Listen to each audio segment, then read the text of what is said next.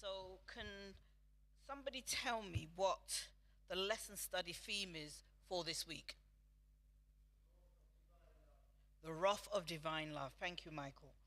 And the memory text is taken from Psalm 78:38, and he says, "But he, being full of compassion, forgave their iniquity and did not destroy them. Yes, many a time he turned his anger away and did not stir up all his wrath." So this week we're continuing on in the theme of compassion. Last week we spoke about compassion and love. This week we're talking about compassion, but looking at it through the lens of when God extended his wrath when the children of Israel did not obey and do what he asked them to do. But when you think of the word wrath, what comes to mind? So Calvin, when you think of the word wrath, what comes to your mind?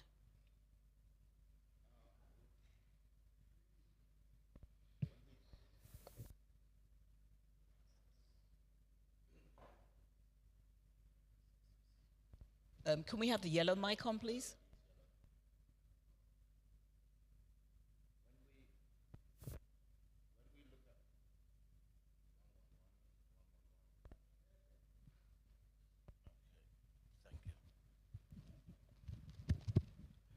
When we think of wrath, we think of justice, judgment. We think of anger. We think of the opposite of what we have done. So therefore, it is always, wrath is not bitterness from somebody, but to some it may come over that way.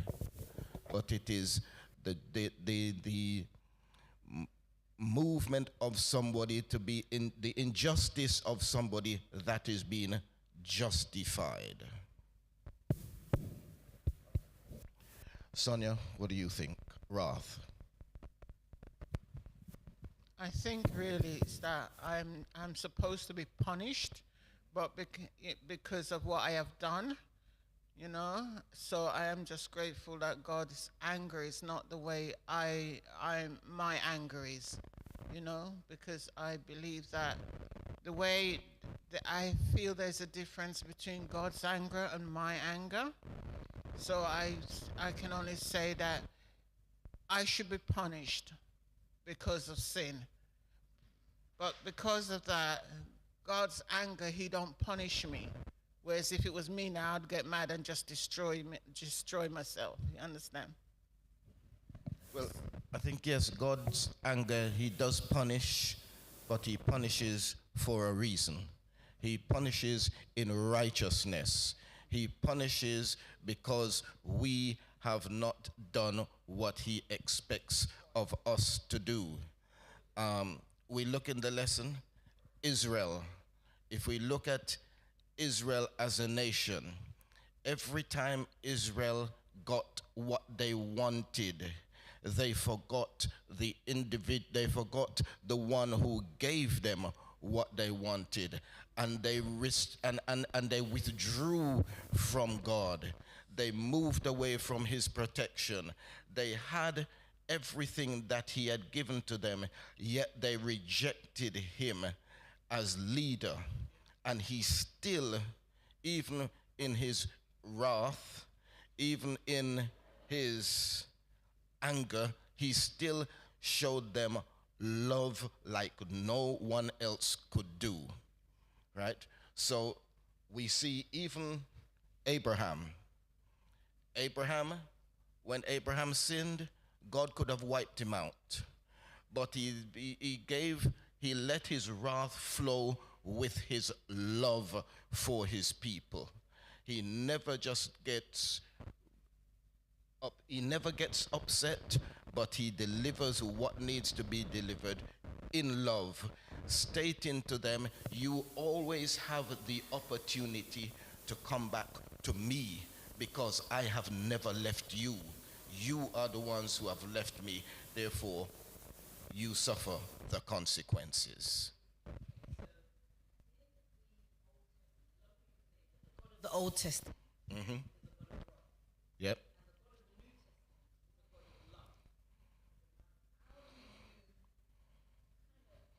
Comprehend. How do you say that?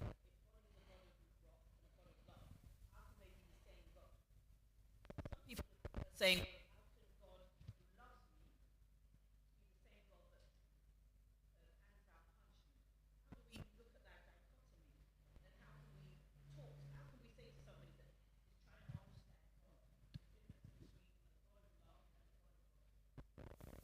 One thing we need to understand is the same God that's in the Old Testament is the same God that's in the New Testament.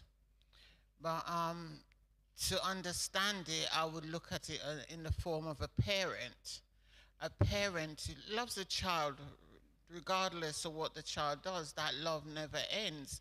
But the thing is, there's times when we need to be disciplined, and God will discipline us. But at the end of the day, he's making it, he does it in a loving way. You know, he doesn't brutalize us. He just allows us to suffer the consequences of our actions. But God, he tries with us. He keeps calling us and trying with us and trying with us. But there's got to be a point when he's got to let you suffer the consequences, as I said, of your actions. It is part of Sabbath's afternoon's lesson. And it does say here, God's anger is always his righteousness and his loving response against evil and injustice. Divine wrath is righteous indignation. Here we go. It is righteous indignation, motivated by perfect goodness and love. It seeks the flourishing of all creation. God's wrath is simply the appropriate response of love to evil and injustice.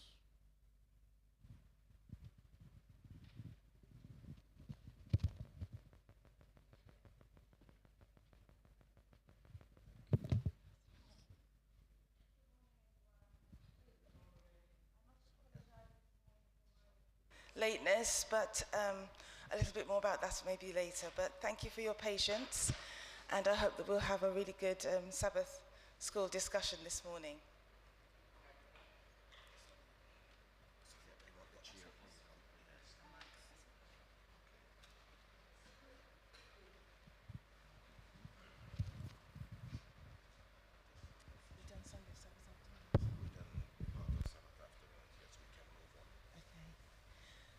So this whole week we've been looking at grieved by evil, or looking at, God's response to evil in an emotional type of way. And it's quite interesting how God's character and his response is compared to our own responses when something goes wrong, or when something happens, and when we see injustices that we should do something about and perhaps don't. So looking at God's anger, talks about, these for Mondays, it talks about God becoming angry, and his anger is in Sundays. God's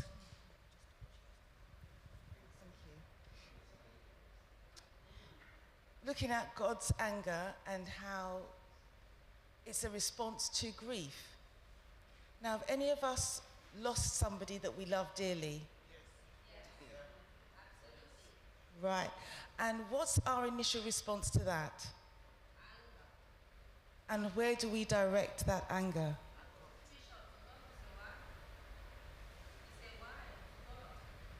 So we kind of direct it to God sometimes, don't we? As well as to other people, depending on the circumstances. It could be the medical profession who we feel were negligent, or it could be, somebody or something else. So we direct our anger to the person who we feel could do something about it, but didn't. So what was God's response to the children of Israel when they made him angry? Calvin? God's response to the children of Israel when they made him angry. Yes. Sometimes you look at it, he even blessed them more than they expected. He didn't do that initially though, did he? But he didn't do that initially. He gave them what they deserved in the beginning, which is, if you look at it, allowed them to go and experience what they wanted for themselves. But at the same time, he then gave them, when they called out to him, his protection, his love, and everything that would help to draw them back to him.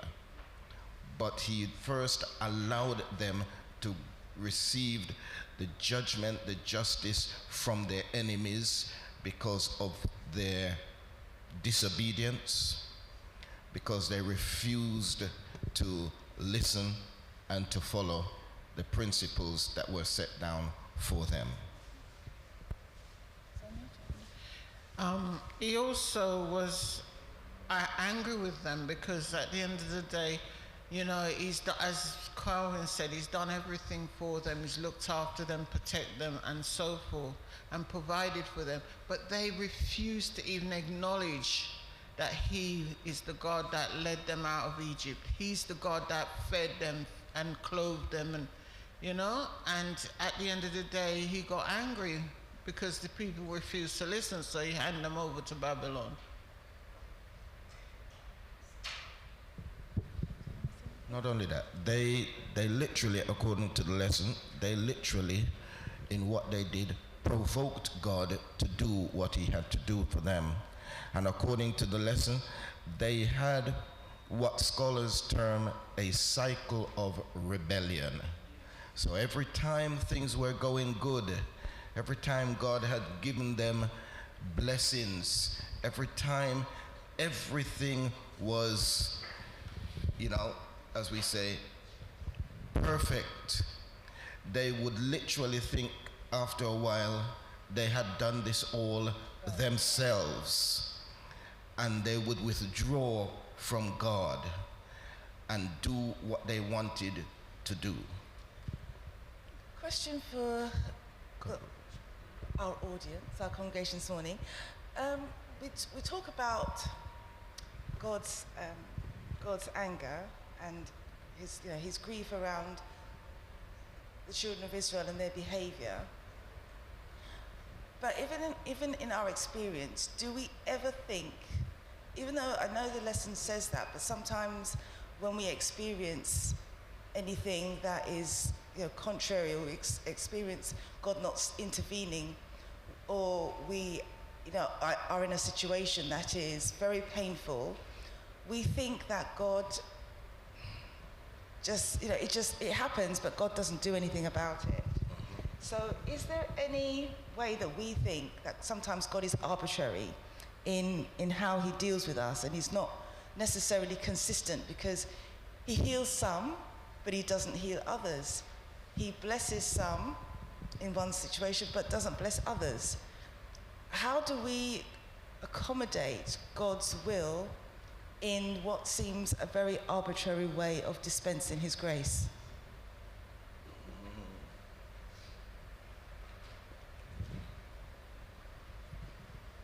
Yes, brother. If we think carefully, go back after the flood. This is what we hear, the call of Abraham. And what promised Abraham? If you listen to me, I will bless you. The Israelites came through the seed of Abraham, who was Syrian. Now, if you take away the Israelites, the Jewish people,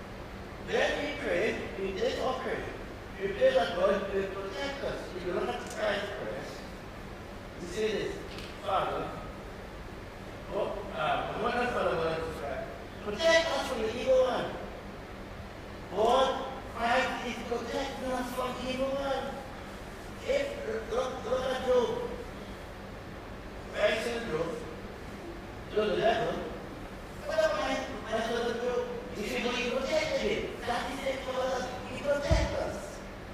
So the point is this. When we talk about the cross, we talk about we are sanctified and justified by faith in Jesus Christ. So your salvation depends on your faith in Jesus Christ, not on the law, not on nothing. Thank you. Sorry. Brother Rennie, sorry. Okay. I think as we study a lesson in this topic, grasp of divine love, a thought that should be on our mind is the simple sentence found in 1 John 4:8. God is love. And this sentence means that anything that God does or permits is an act of love. Anything. When he chastises, when he punishes, when he destroys, it is an act of love. And this is what we should keep in our minds. What I was going to say, and I think Brother Rennie more or less almost said it, is that basically we take God for granted. We take his love for granted. When it pleases us, we're happy. When he punishes us, we start cursing and carrying on and blaming him for all the things that are going wrong, when it's as we ourselves have put ourselves in that position. God sometimes leads us down a certain path in order to mold us and to make us the way he wants us to be. But we are very rebellious and we keep fighting against him. And it's like a parent. A parent is doing their best to guide the child in the right way. They see the dangers and know the dangers, and they're trying to bring that child in the right way. But if the child keeps rebelling, it's very hard, and you've got to get to a point where you just have to let the child find out for themselves. It's quite a... Thanks for that, Sonia. It's quite the question that you posed, challenging question in terms of, okay, God blesses some, and we may look and think that he's not blessing others, or he's not blessing me. He's answered that person's prayer, but he hasn't answered mine. So those things can be quite challenging. But I think when we, and I think Brother Rennie sort of answered it in one way as well, that God is love, and anything that does happen is God's love. So at the same time, when we look at Jesus Christ, when he prayed, Lord, you can remove this cup from me, but not your will, but thine will be done. So he was going through a terrible situation, which he really didn't want to, but he just saw it as God's will. So I think we just need to understand that a lot of our circumstances are according to God's will for us, although we can't see the end result.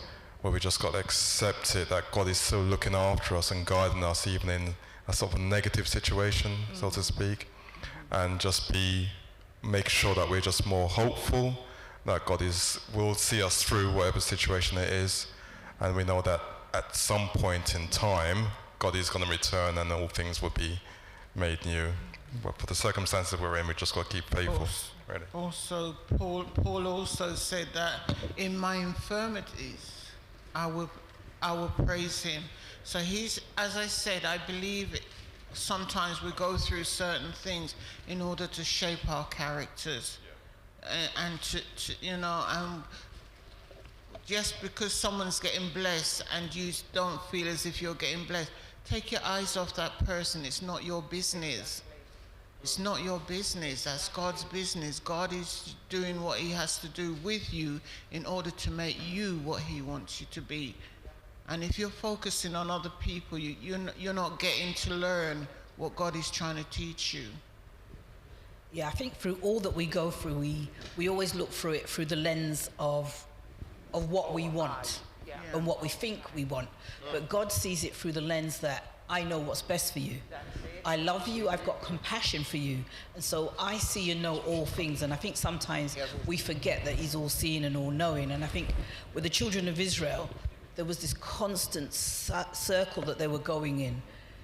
When God forgave them and put the things what they wanted before them, they then got carried away and went back to doing all the crazy evil things that they were doing. He had compassion. He withdrew from their presence and allowed the evil things to happen to them. When they called out to him, his compassion became evident, and he was able to then go in, stand for them, win for them, and then they went back to their evil ways. And God does the same with us. He constantly keeps forgiving us, even though we do wrong, because he loves us and he's compassionate. But there'll become a time when he will say no more. And we need to understand that and not take God for granted. Yeah, can I just continue on from that? Because God knows the end game. This is the difference. God knows the end game. Example, when Stephen got stoned, the last thing he saw was Paul persecuting him. Yeah? But in heaven, when we get there, he will find out that God changed Paul. So, because God knows the end game, I believe the way his love deals with us is on a different level that we do not understand. And I think also we have to recognize and realize, as you said, the ultimate goal for God is for everyone to be saved. He says, I don't want anyone to perish, but we have free choice. But what his love will do, it will take us to such a point, at some point in their lives, it will take us to a point where we have to either acknowledge that he exists and serve him, or reject him and do our own thing. And it's that rejection. It's not that God stops loving us or stops doing things to help us and support us, but that rejection puts us on a different trajectory. And so God will do things in our lives so that we can be saved. And we can be saved by many means. God has a million ways of saving us than we know for ourselves. For some of us, it could be sickness that allows us to make better decisions about our health, and then so that our mind can turn to God and our minds can be refreshed. For some of us, it's not being able to, necessarily to find a job when we need one most desperately. And we pray and we ask the Lord for it. Finances, our dreams. A lot of us dreamed of being able to go back home and to build our little house and to retire. And some of those dreams have not come true. And we sit and we think, well, why, Lord? I've given everything. I've come to this country. I work. I give to the church. And why can't I have my dream? But there are different reasons. And the Lord may say, not now. Yes, in a little while. Or no, because I have something better for you. I have a plan for your life here. So we have to always, as Wesley said, and as Sandra said, put the Lord before us in all things in our lives, to know that at the end and the ultimate road is that he will save us in his eternal kingdom. And David says, I have never seen the righteous forsaken, nor their seed begging bread. Why? Because they have been faithful to the one who has been faithful to them. And even when we are not faithful, God himself still proves faithful to us. Are we able to turn around and say, Lord, take control, you take the wheel? No, most times we want to take the wheel and move God out of the way. So we want to literally control our own lives instead of having God control it. But when things go wrong, I know we're repeating ourselves, but when things go wrong, we call upon God, and then we blame God by saying, why? Why did you allow this? You know this was going to happen. Why did you give me such and such? But God sometimes gives us to test us to see if we can be faithful to him.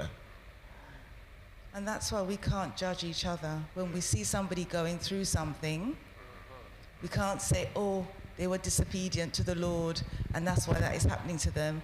Oh, this is, we cannot put anything on another person and how God is dealing with them and what we see. What we see is nothing really to the actual reality. So we must be patient with each other. God's slowness of anger. Now, this part we're looking at Jonah. And Jonah made me laugh this week when I was looking at this one, because he proposed to know God and to know God's mind. So when God asked him to do something, he refused because he said, God, I know you. I'm going to go and sweat myself out to go and do this for your people and do that. And they're going to turn around and say, oh, yes, we believe in God. And I know you because you are a merciful, kind God. Mm-hmm. And because of that, I'm going to look a fool. So I'm not going in the first place. Has that happened to any of us? Do we look at God sometimes when God asks us to do something and we say, well, Lord, I know this is going to happen, so I'm not going. I'm not doing it because, it doesn't make any sense to me because you're so wonderful and lovely that I'm going to look stupid. I think we do that from our human response to one another. When someone does us wrong, we, especially if it's quite a bad wrong, we say, boy, God saw that as well as I saw it. So it's justified for us to punish him in our way, not in God's way. Whereas God might say, no, give him another chance or give her another chance. We will say, no, that wrong was too bad to give another chance. So this is how we think to each other, and it's sad, and that's why God's way of doing things is so different. We've got to remember that he does not afflict us willingly. He's defending himself, his love himself, and he's defending the evil that is attacking love. This is the difference. Brother Prime, you want to say something?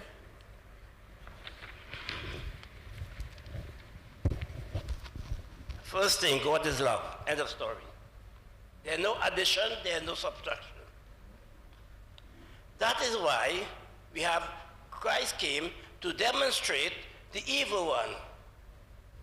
You ask yourself, why sin come first? Then why righteousness come after? Because God made man out of the dust of the ground, and because he made man out of the dust of the ground, we do evil. But if we are spiritually blessed, we have no worry. This is what Paul has to say. 1 Corinthians chapter 15. Moreover, brethren, I declare to you the gospel which I preached to you, which also you received, and which you stand. Which also you are saved, if you hold fast the word which preached to you, unless you believe in vain. What he said is, had Christ not died, had he not come in the flesh, had he not given his life for you, there is no gospel. The gospel comes because Christ came in the flesh for us. What's our problem? Our problem is we don't understand what the scripture is saying to us. Sandra, can I ask you a quick question?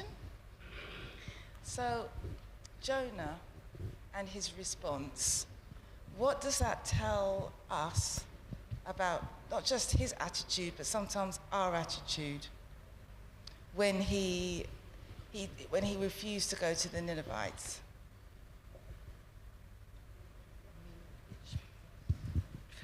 I mean, it shows our prejudice, because he didn't want to go in the first place because he didn't think that they were worthy of God's grace.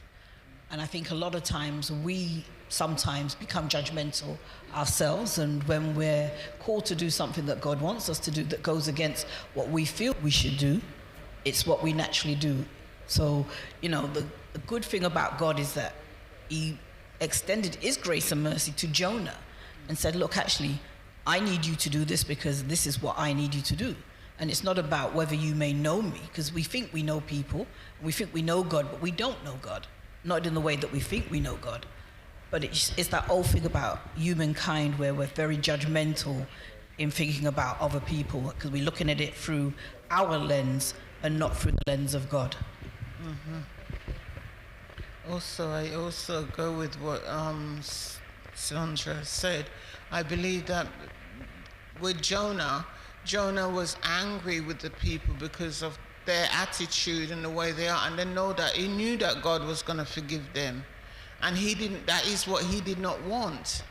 You see, he knew God was a kind and loving God, and that God will not destroy them, but he wanted them to be destroyed. And that was that was the argument between him and God. He wanted them destroyed and God didn't. God wanted them saved.